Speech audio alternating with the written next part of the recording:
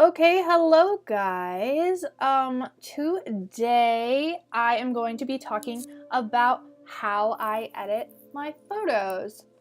And I guess specifically, my engagement photos, kind of this like VSCO-esque, like filtery kind of look that's going around lately.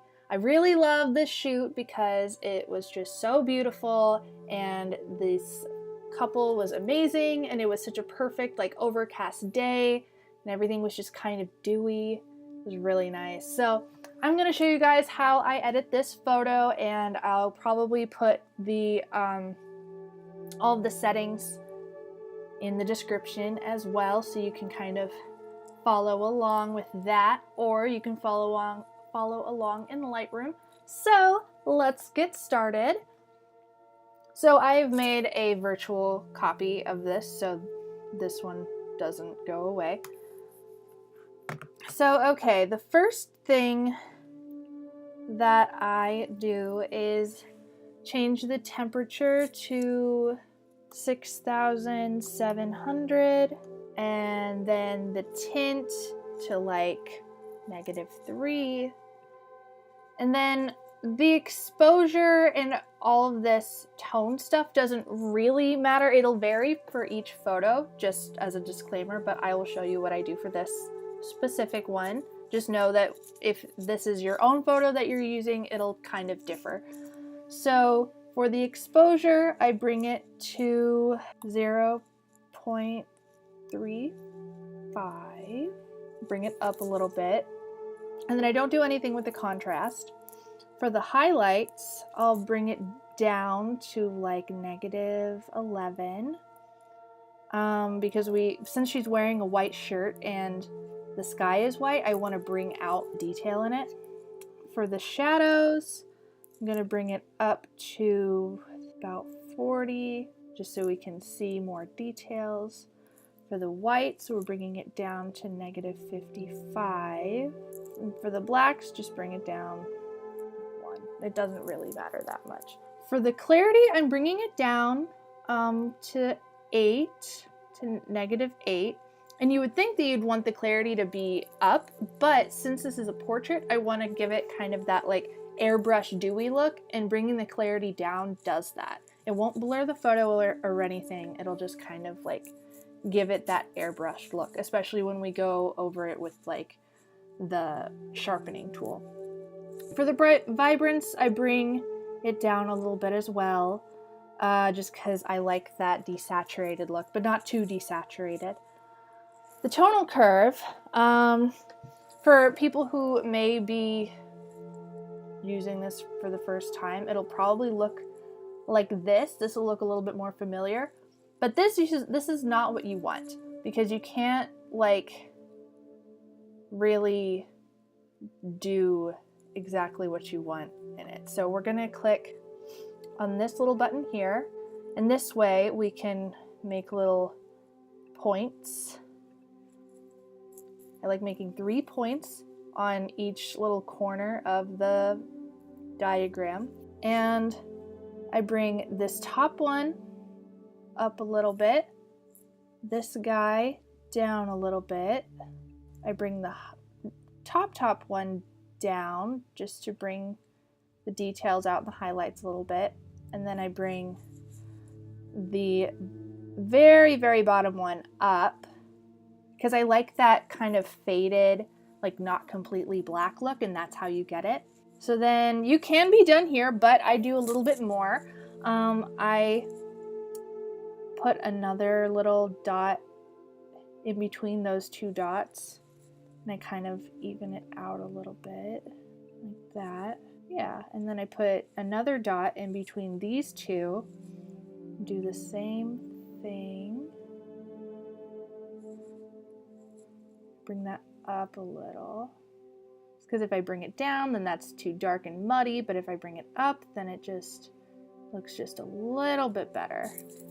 And then I'm going to bring this up a little just so it evens it out. Basically, with this, you want to do an S curve. You want your curves to kind of have an S shape. This doesn't necessarily, but it does for the most part, it's good enough. Like, as long as it kind of has that shape, the tones will be even enough. That's just a good rule of thumb to go by. Okay, and then after that, unless you want to kind of keep tweaking it a little bit, go down to Hue, Saturation, and Luminance. And this is where the color starts to come in, because right now this does not look like I've really done that much. It's still the color, and I want the greens to go away and some other colors to pop out. So with the red, I'm going to bring it up, make it more of an orange. So I'm going to bring it up to about 17, because like there's a lot of orange in this, and I really wanted to bring it out. For the orange, I'm just going to bring it up just a little bit, like not even that much, because I don't want it to be too orange. I'm giving it kind of more of a yellowy tint to the orange. And then the yellow, I'm bringing down to like 18, just so I can really bring out the orange again. We're really working with the orange. And then green, bringing up to 29. Give it more of a blue, especially because blue and orange, I think are opposites in the color wheel, and so those are very complementary colors to each other, so those look the best. If it's orange and blue, then that just looks really good on the eye. So that's all I do in the hue. And then saturation, I don't do anything to red, orange, or yellow, but I bring green down all the way, because I don't like green. I like the really dark looking green, because you can still see that there's still green in it. You've just brought the green down, so it has that deeper, like emerald, foresty look. And then with the aqua, I'm bringing that down to about 19. Yeah. And then blue, bringing down just 27-ish. I like the really deep tones in it. That's why I'm bringing down most of it, bringing down the saturation. And then purple, again, bringing it down to about 60. And then I don't do anything with the magenta, and then we go on to luminance. I really like luminance because it will make a color lighter or darker. We bring the reds up to like 36. Bring the oranges up to about 4. Because again, really want to bring out the orange in everybody's hair and in the background, because it just looks so nice together. The yellow, bringing down to like 20-ish. Green, gonna bring down 60. I love that deep green look. I just think it's beautiful. There's not a whole lot of aqua in this, except in the clouds. I'm just gonna bring that down just a little bit. It's probably not even enough for it to really show, but you know. And then blue, I'm gonna bring that up, because see, that just brings out the highlights in his jacket. Bring it up to about 11, maybe a little bit more. And then on to split toning. So I'm gonna bring the hue up to like kind of this blue, and then the saturation just to like 8, just so you can see it. Yeah, so it gives it that kind of that bluish greenish color, just to really, you know, make it look like that basically. And then the shadows, that kind of bluish. So we have green highlights and blue purpley shadows, and the saturation to, again, like 7 or 8, just enough so you can see it, but it's not like overbearing. And I think we're gonna bring the balance over this way a little bit, just to bring out more of rich purples and reds in it. I like how that looks. And then the sharpening is pretty self-explanatory. So this is one thing that that isn't very obvious. So on your laptop, if you have a Mac, press the Option key and then click on masking and then drag it like this, And this just like tells the computer what to keep sharp and what to keep like not sharp, like what to sharpen basically. That was a weird way of saying it.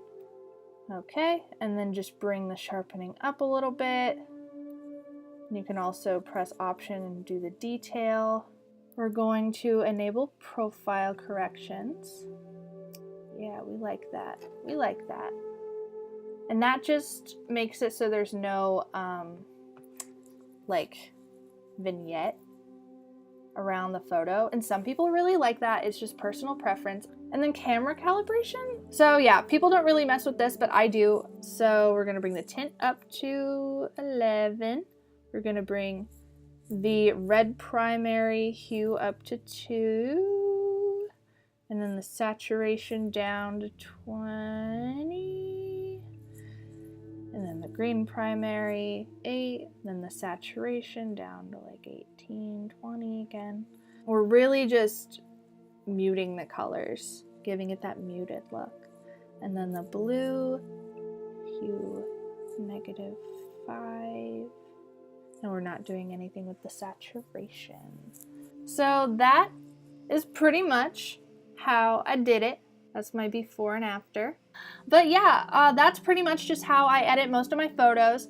If you liked it, give it a like, give it a comment. Then I'll know what more to do and if you like this and if it helped. I really want to know if it helps. And yeah, I will put all of that information in the description. Hope you enjoyed my rambling and this tutorial. I'm gonna go.